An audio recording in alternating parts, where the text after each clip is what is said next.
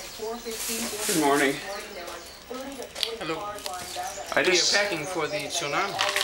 I just saw an airplane fly by with a siren running. That was not a vehicle, that was an airplane flying by. Flying really low along the coast. We heard about this last night, so we actually started packing last night. And because I'm not a morning person. But they said the sirens would probably go off at 6. We didn't hear a thing, we set the alarm. Mandy called though from the Big Island and said, hey, that's okay. They went off in Paia just a mile down the road, but they didn't go off here. It didn't. We're not very loud for some reason. When we leave, we're going to honk the horn. Some people out before might like to get out. Some neighbors here checked on us to make sure we knew what was going on. Some neighbors here checked on us to make sure we knew what was going on. Yeah. So we're packing the goodies. Surface streets near the Walmart, near some of the Costco areas, really starting to see some pickup in activity, and that's not going on to the east north just yet. But we do need to let drivers know the north-south road is closed for you if you're coming out of the Eva Beach area. Unfortunately, because of a fatal accident happened just around 4. Okay, I'm gonna move stuff to continue. Good morning again. Good morning again. Yeah, we are working on getting out of here to higher ground. They say they bring 5 to 7 days of food supply and water. That's a lot. We're packing for the camping version of that, considering that it probably won't be that long. Trying to get my machete blade in here in a safe place. That's good right there. These clothes are not completely dry, so we just gotta lay them out. Yeah, I have some extra too. So I'm gonna put that back here actually. And we have the Blues Brothers and the Brown Brother packed in. We have the Blues Brothers and the Brown Brother packed in the back seat.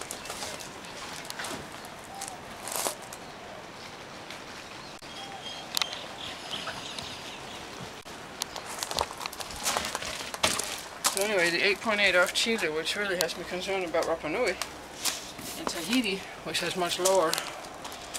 Well, Tahiti can get to higher ground, but do you want to put this behind the front seat? Sure. Good morning. Morning. Again. So we're leaving. Surfboards and all. Not that we intend to use them today.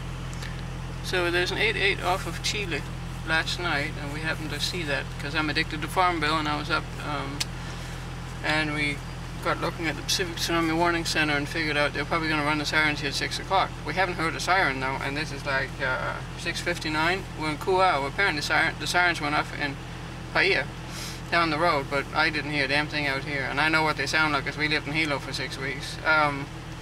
Nice sunrise. We went and knocked on the neighbor's door. He was up, so as we leave here we'll probably just drive around with honking the horn. And we saw these guys get up or whatever, so people are starting to, you know.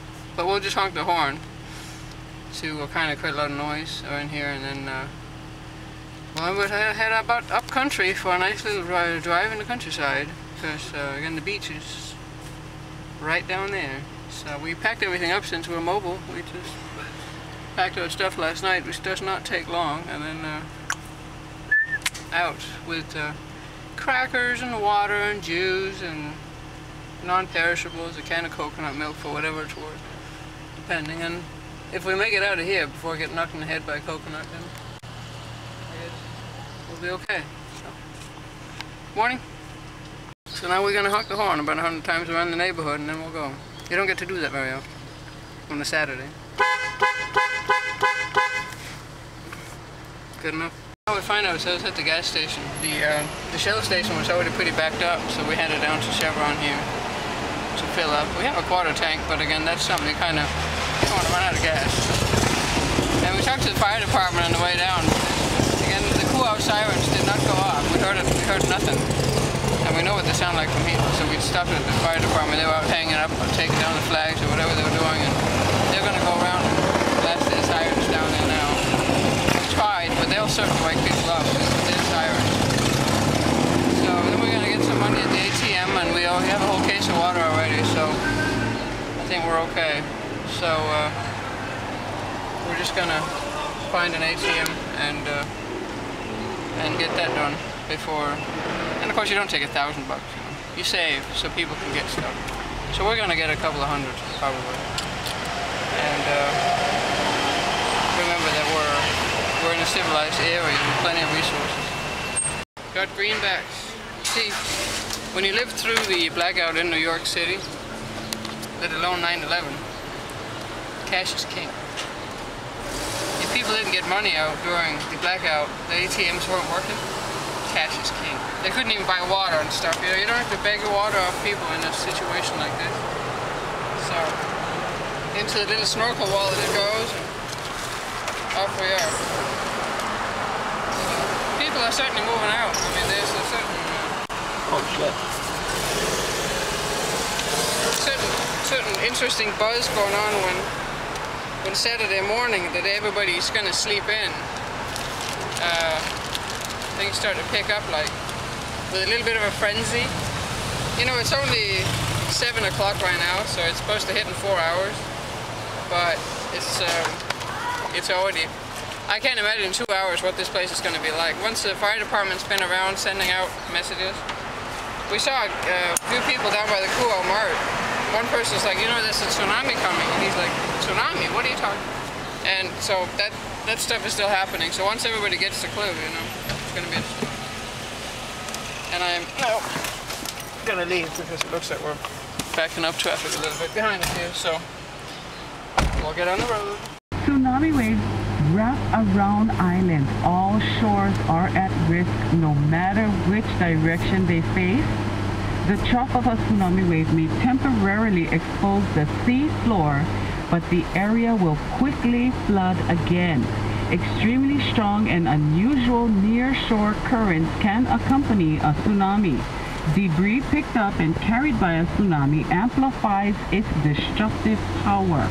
Simultaneous high tides or high surf can significantly increase the tsunami hazard. The estimated arrival time in Hawaii of the first tsunami wave is 11:19. 11:19. Forecast waves, arrival times, and amplitudes crest to trough. Hilo, 11:05, 8.2 feet. Honolulu, 11:37, 1.64 feet. Kahului, 11:26, 7.2 feet. Navili at 11:42, 2.9 feet. Haleiwa, 1.64 feet. Kauai High, 1.9 feet. And we'd just like to reiterate that these are only estimates. Actual values may differ. Good advice. Now, thank you very much for that report, because those are the time. That's what everybody's concerned about. By the way, just got a call. And if you're a friend of mine, please don't call me on the phone, because, you know, we are trying to make the reports. And I know Allah has just been flooded with calls, but, you know, by giving us a call, the best probably way to do that, if you have Allah's number, I'm going to take the liberty of making the suggestion, Allah, if I'm out of line, hit me with a backhand. Maybe the best thing to do is to text you. Text is good. Yeah, because, you know, I do like Rufus and Tell Me Something Good. You do? Yes, yeah, I like that ringtone. By the way, just got a call from somebody telling us that Marmac Ace Hardware also is open in case you need batteries or, you know, that kind of stuff. Okay, Marmac's open. Yeah. Costco's open. Home Depot's open. Lowe's is not, right? Lowe's is closed. All right.